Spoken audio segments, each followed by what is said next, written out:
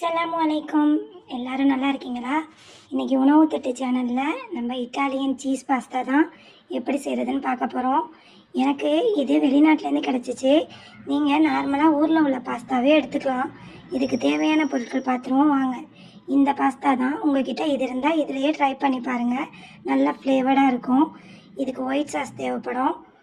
Salted or unsalted butter 50 grams, boneless chicken, ginger garlic paste 2 tablespoons, chopped onion, milk or 50 ml, chopped coriander, carrot, olives, capsicum, பூண்டு ஒரு 2-3 பல்லு நறுக்குனது, உப்பு, pepper, oil தேவையான அளவு, chilli flakes, அப்புறம் oregano.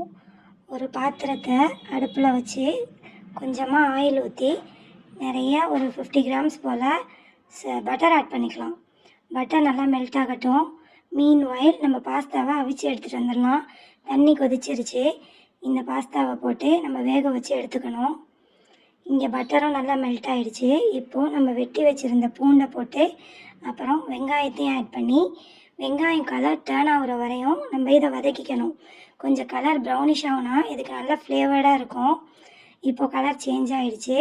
இப்போது நம்ம போன்லெஸ் சிக்கனை ஆட் பண்ணிக்கலாம். போன்லெஸ் தான் ஆட் பண்ணோம், இதுக்கு நல்லாயிருக்கும். போன்லெஸ் சிக்கன் ஆட் பண்ணி சிக்கன் நல்லா வதங்கினதுக்கப்புறம் 2 tablespoons ginger garlic paste add பண்ணிக்கலாம். இந்த பேஸ்ட்டுடைய தண்ணியிலேயே இந்த சிக்கன் கொஞ்சம் குக் ஆகட்டும். அது வரையும் நம்ம கொஞ்சம் நல்லா வதக்கிக்கணும். ஒரு மூடி போட்டு கொஞ்சம் நல்லா வேக வச்சுங்க. எக்ஸ்ட்ரா தண்ணி ஆட் பண்ணணுங்கிற அவசியம் இல்லை. இது இதிலையே ஜூஸியாக இருக்கிறதுல கொஞ்சம் வெந்துடும் நமக்கு. இப்போது சிக்கன் நல்லா பாயில் ஆகிடுச்சு. இந்த டைமில் நம்ம எடுத்து வச்சுருந்த அந்த கேரட் சாப் பண்ணி வச்சுருந்தது, அப்புறம் கேப்சிகம் ரெண்டையும் உள்ளே சேர்த்துடலாம். கேரட்டையும் நல்லா கொஞ்சம் ஒரு 2 minutes வதங்குற அளவுக்கு நல்லா இது பண்ணி விட்டு வதக்கி விட்டு அந்த இருக்கிற அந்த தண்ணியிலையே கேரட்டு பாயில் ஆகிற அளவுக்கு நல்லா வதக்கி விட்டுங்க.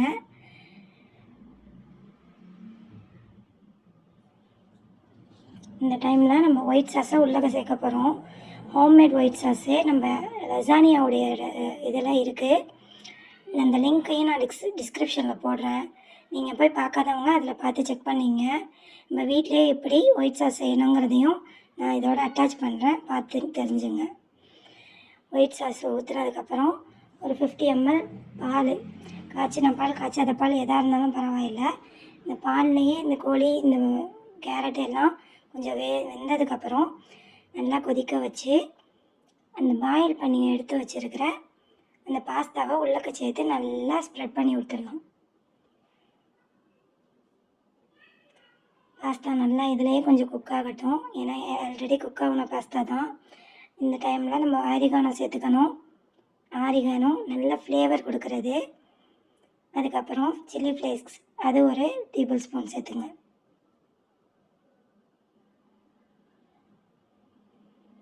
அப்புறம் சாப் பண்ணி வச்சுருக்கிற அந்த காரியாண்டர் அதையும் சேர்த்து இந்த டைமில் தான் நம்ம ஆலிவ்ஸை சேர்க்கணும். ஆலிவ்ஸ் லாஸ்ட்டாக தான் ஆட் பண்ணணும். அது வேகணுங்கிற அவசியம் இருக்காது. அப்புறம் உப்பு, தேவையான அளவு பெப்பர், உப்பு ஆட் பண்ணி நல்லா மிக்ஸ் பண்ணி விட்டுடலாம். அவ்வளோதான், நம்மளுக்கு ஜூஸியான பாஸ்தா ரெடி ஆகிடுச்சு. சர்வ் பண்ணி பாருங்கள். பசங்கள்லாம் ரொம்ப பிரியமாக சாப்பிடுவாங்க.